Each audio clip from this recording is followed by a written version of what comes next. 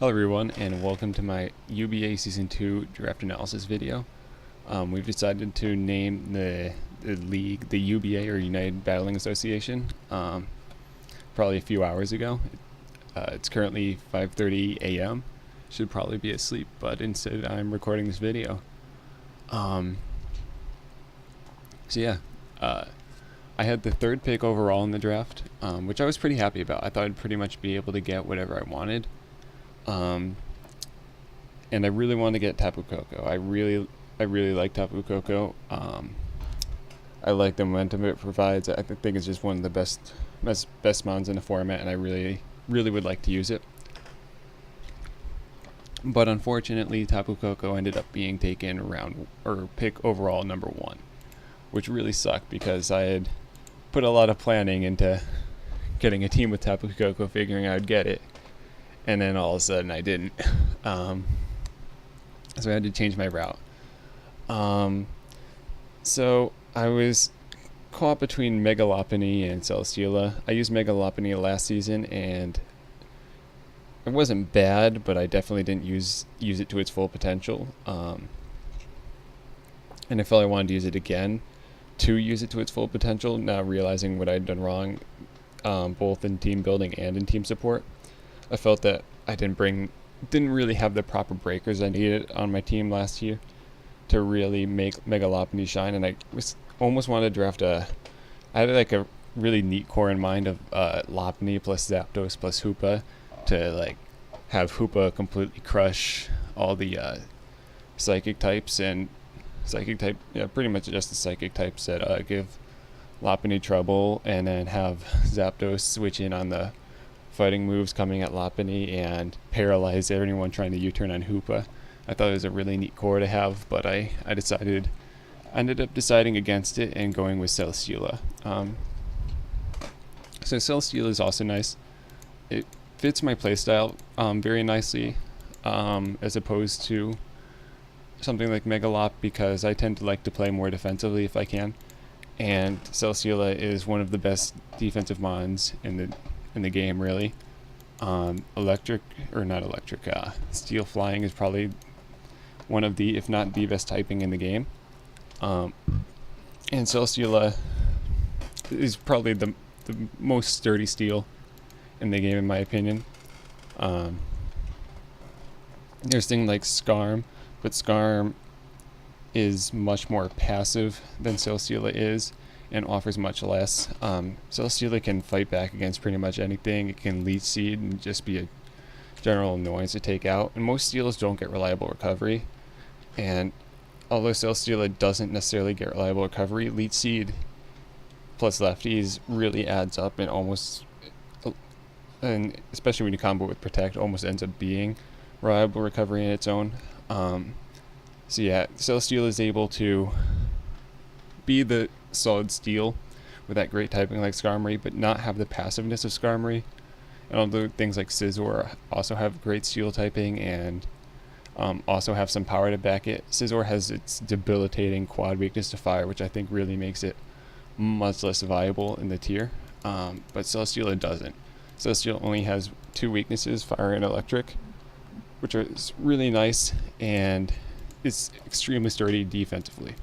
But Celesteela also, what's great about Celesteela is its versatility, because it also doubles as one of the most dangerous sweepers in the game with Autotomize, which I think is also fantastic. So, its versatility to be both an incredible sweeper and probably one of the most defensive or sturdy defensive mons in the game made me pretty attracted to it. And the fact that you can be creative with what you want to do with it, I also really liked. So yeah, to support Celesteela, initially I just wanted to get switch-ins to the things that Celesteela didn't appreciate. So first off, I wanted a ground type. For ground type, initially I wanted either Zygarde or Garchomp. They're both fantastic. They're both immune to electric and resist fire, which are Celesteela's only weaknesses. I wanted Zygarde more because it was able to First of all, I really love Zygarde. Like, it looks really cool. It's also insanely powerful. I used it to to a lot of success last season. And it's able to come in on things that give Celesteela trouble and set up on them, which is really nice. And it also really has specific answers, which allow you to team build around it much more, much more objectively, I feel. Because things like Landorus, like I ended up getting, I feel are a bit more open-ended in checking. But I really like how things like the Zygarde give you a very controlled group of checks. But it ended up being that both Zygarde and Garchomp got taken. I would have been happy to get either one of them, but unfortunately neither of them got back to me. So I needed to find another ground type, or I felt like ground type was the most important. And the best ground type available, in my opinion, at that point was Landorus I.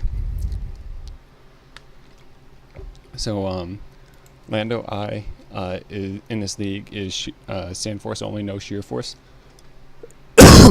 But we demoted it to Tier 2 from Tier 1, which, in my opinion, was a mistake. I voted against demoting it. I don't think it's worthy of being in Tier 2. I think definitely not a top Tier 1 mon, but definitely not Tier 2. It's really not all that different from Lando T, and Lando T is most certainly a top Tier 1 mon.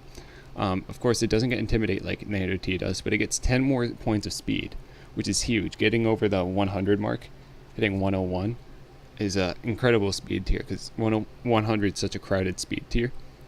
So there's so many threats you outspeed at base 101. So it's a very nice speed tier to have. And although it doesn't have Intimidate, it's still like able to fill the role of Lando T very similarly and very well. I really think it was a steal in Tier 2. Sandforce isn't even a terrible ability, because there's someone rocking a Sand team in our league right now, so I'm able to use his weather against him, which is really cool.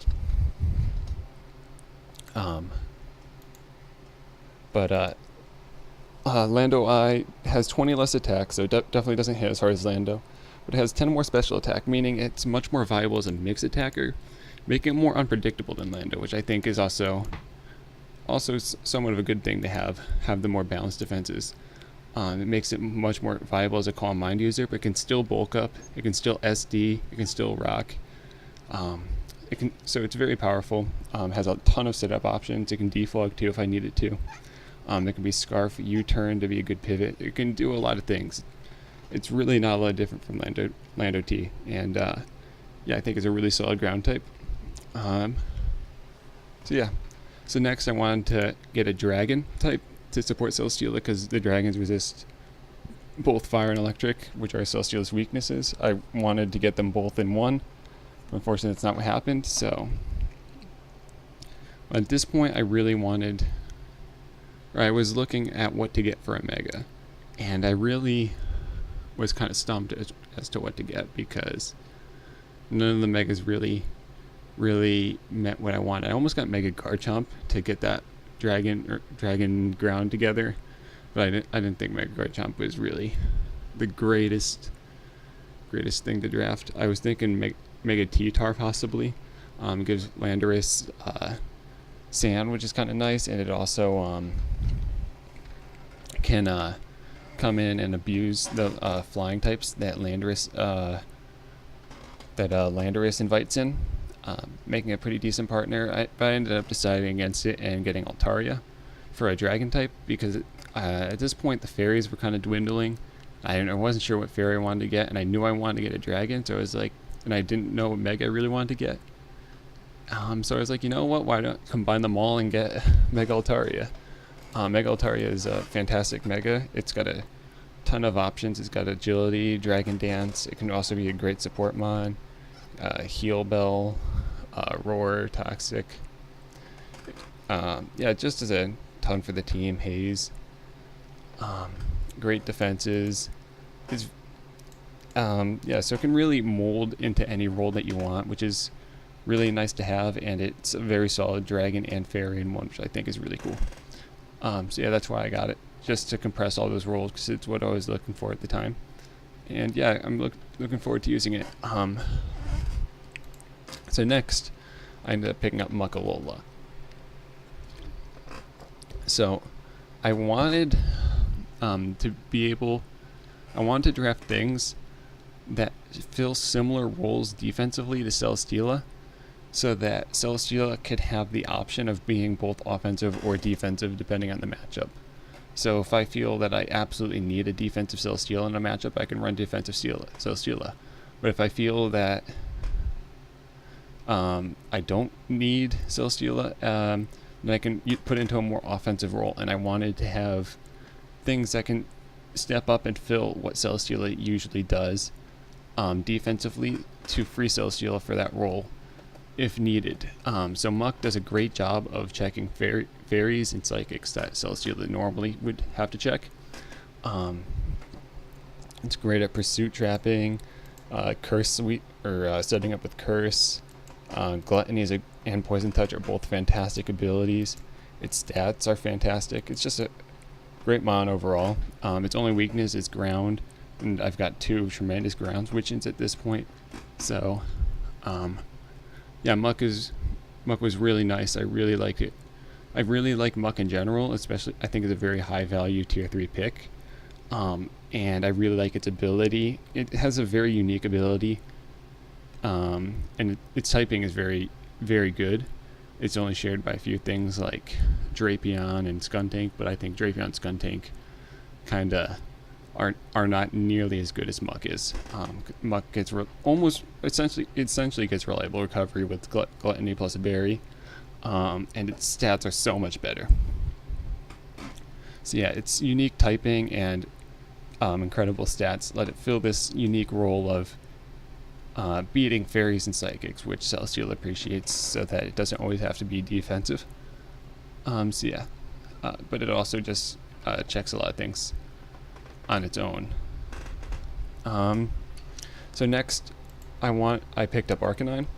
I really wanted a solid ice resist, and so I thought I may as well get a fire type if I'm going to get an ice resist, because fire types can really fire back against ice types. Like a water types resist ice, but waters don't necessarily fire back against ice as hard, while fire types do.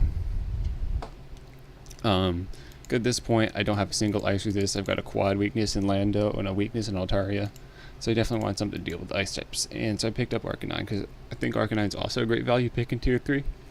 It's got a fantastic moveset. It's got things like Close Combat, Crunch, Extreme Speed, Flame Charge, Flare Blitz, Wild Charge, Outrage, Will-O-Wisp, Morning Sun, which gives it reliable recovery, which is thing very few fire types get. Fantastic abilities in Intimidate and Flash Fire. It's just got a ton of things going for it as a tier 3, and it's a good check to ice types, so I decided to pick it up. A good speed tier 2. It does a good job of filling the role filling that gap between Lando I and Altaria in terms of speed gap. So yeah, after that I wanted to get a tier 4. I think Seismitoad is one of the better tier 4s. Its abilities are all really nice. Water Absorb is fantastic, Poison Touch is good, and Swift Swim is a pretty niche pick, but against rain teams it can do fantastic.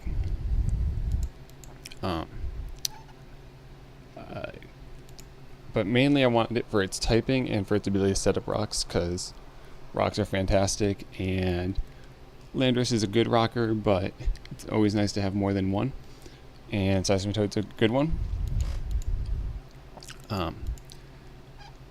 And in terms of typing, it's immune to ground type, or immune to electric type, which is super effective on Celesteela, and resists fire, which is Celesteela's other weakness. So typing wise, it matches up really well with Celesteela. And it also is quad weak to grass, which seems like a weakness at first, but it also, when combined with Landorus, is almost a strength, because it forces my opponent to be walled by or when they're running an electric type, unless they have Grass Knot, to either be walled by Seismitoad or Landorus, because they either have to pick HP Ice or HP Grass to hit one of them. So they have to choose between one and the other to hit. So by having two quad weaknesses, I do force them to choose between assert and power, which is kind of nice.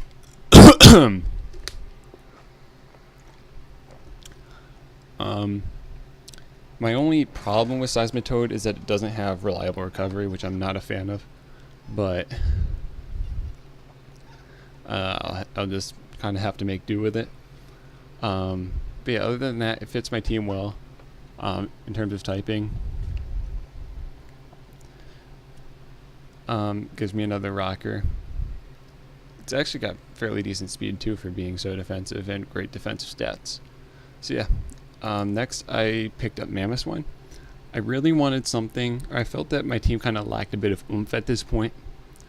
Landorus was my hardest hitter, and Landorus, although it can SD and do some damage, it's by no means a super reliable wall breaker. Plenty of things can wall Landorus, especially because it's not going to be my Zmon, or one of my Zmons.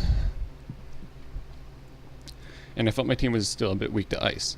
So I decided to grab Mamoswine because it's a fantastic breaker. It works well with Landorus because it can take on flying types very well, who Landorus has trouble with. And due to its fantastic offensive typing, it really is very hard for teams to stop. Ground plus ice coverage, especially against a lot of teams, it really ends up being super effective on the vast majority of mons they have.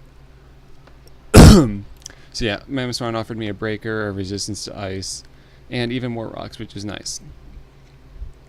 So yeah, that's why I grabbed Mamoswine. Next I grabbed Greninja, giving me another ice resist, which is nice because, like I said earlier, I did have quite a bit of weakness to ice.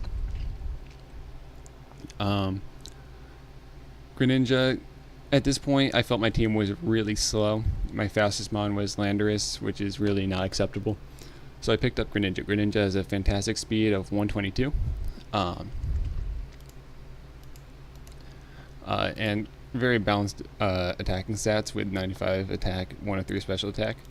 Meaning it's hard to prepare for Greninja because you don't know which set it's going to bring. It gives me a fast taunter, gives me spikes, gives me toxic spikes.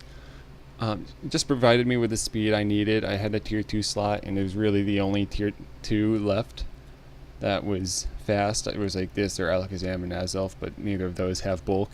Greninja's got bulk, gives me spikes, good typing, and although it doesn't hit as hard as the other two, it makes up with it with its good typing, good move pool, and pretty much its unpredictability, really.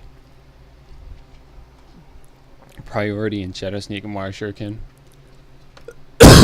Greninja just offers a lot for the team. So next I picked up, or I did, actually, these are out of order. I picked up Archeops and then Breloom, I think. I'm not even sure anymore. But I picked up Breloom. I wanted to get Breloom because at this point I didn't have a grass type, and I didn't have a super strong electric type either. So water types give my team a serious issue, and Breloom doesn't have a problem with water types at all. I mean, most of the time it doesn't. Breloom doesn't appreciate getting burnt at all, so bulky waters are a bit hard for my team to deal with. Breloom does have Poison Heal plus Toxic Orb as an option, so long as I can get my Toxic Orb off earlier in the game safely, then Breloom has no problem coming in on waters, but it does have that issue.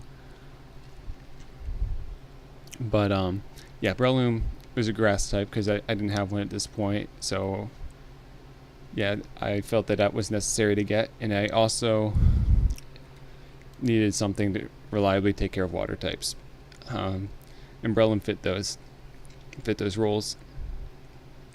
I also felt that I needed Breloom to break super fat teams, because at this point I felt like against super fat teams that I really had a problem. Or not even super fat teams, but like super fat mons, things like Slowbro, Cresselia, things that have ridiculously high defensive capabilities, are hard for things like Landorus and Mamoswine to break. Although Landorus gets SD, it's not one of my Zmons, so it's not able to break as effectively as it could, and its attack is like only 125. Mamoswine doesn't get any boosting moves, I don't think, and if you just have the correct typing to wall it, then you have the correct typing to wall it. Things like a Rotom Wash would absolutely destroy my team at this point. But what Breloom does a fantastic job ripping apart very fat mons. It can spore things to sleep if it's faster than them, which gives it free setup opportunities. It gets bulk up, sword stance, technician, mock punches, poison heal, poison heal with substitutes, with focus punch. It gives a ton of options to absolutely destroy very fat teams and very fat mons. So yeah, Breloom gave me the ability to to beat the water types that I felt like I'd have a little bit of a problem with. Gives me a grass type, and gives me that really big wall breaker that I'll need if I'm playing something really fat that I feel that I can't break otherwise. So yeah. Yeah, that's why I got Breloom. Next up is Archeops. At this point, my team was still pretty slow.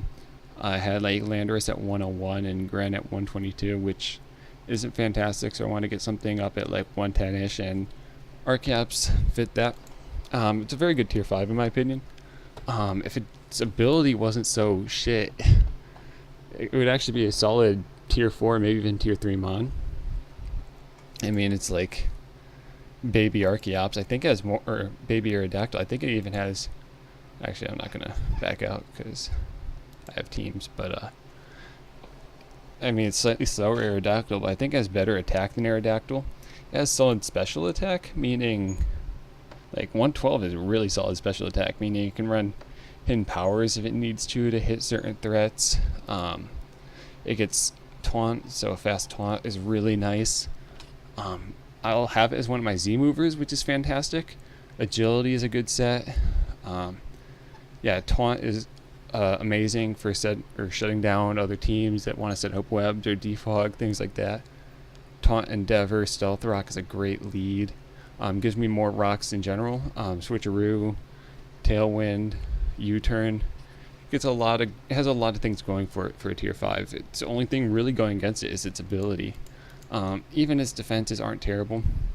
But at this point, I drafted Archeops because I felt that I needed speed, and I felt that I needed a flying resist, because although the only thing on my team at this point that's weak to flying is Breloom, the only thing that resists it is Celesteela. So, yeah, I felt that I needed something more than Celesteela to resist flying, and Archeops filled that role, while providing me with speed and a lot of other things. I just wish it didn't have the ability it does. Dude, it even gets Dragon Tail. Knockoff too. Yeah, so it's really fantastic outside of its ability. So lastly, I picked up Lantern. Lantern gives me Volt Absorb and Water Absorb. I felt I was a hair weak to both water and electric at this point. Or not electric, but water. So yeah, it gives me immunities to those, which are always nice. I had it last season.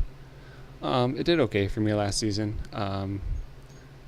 In one of the games, it put in a lot of work, and some of the other games, it did okay. But it's good for a tier 5. Dazzling Gleam, Discharge, Ice Beam, Thunder Wave, Toxic, Volt Switch for being a slow pivot, Surf, Sucker Punch. It's got a lot of nice moves going for it. Heal Bell. If only it had reliable recovery, it would be fantastic. It'd probably be tier 4. But unfortunately it doesn't, but it still does a good job as a tier 5, and I really felt that I needed it, because like I said, my only flying resist at this point was Celesteela, so I wanted to get another flying resist and another ice resist, because although I did pick a lot of ice resists toward the end, my team was still fairly weak to ice, so getting something that resisted both flying and ice, and had good value in tier 5 in my opinion, really rounded out my team. So yeah, that's why I picked everything. I wouldn't say I'm super happy with my draft. I really wish that I didn't get sniped so much, especially sniped right off the bat. I wish I I don't know. I feel like I wasn't able to put together a team that works together offensively as much as I'd like it to. I feel like this team um, works very well together defensively. There's very few things that uh, break this team defensively super well, and I definitely have enough offensive presence to be a threat and actually like win games and pressure people offensively. But I feel like I could have done better if I don't know. What I do like about the team is that uh, everything on my team, bar Muck, is all is fast while being bulky. All my bulk is fast, so everything I'll be switching into something can immediately begin applying pressure. Things like Celestial and Muck are the two things that aren't, but even them are both extremely threatening. It's not like you'll be like, if someone brings in Celesteela, as opposed to something like a Scarm, you can really throw whatever you want in front of a Scarm and know it'll be okay. Celesteela is very dangerous. At any point, it can turn out to be an autotomized set or something. Muck, less so, but Muck, still no slouch offensively. I'm like, 105 attack is solid. But things like Altaria are fairly fast. It can set up. It's super dangerous. Arcanine's got 95 speed. Seismitoad's got 75 or 74, which is solid. So all my bulk is fairly fast. So it's hard for slower wall breakers to really beat up my team. And my team has a lot of offensive synergy, I believe. It's very hard to break through my defensive core. Yeah.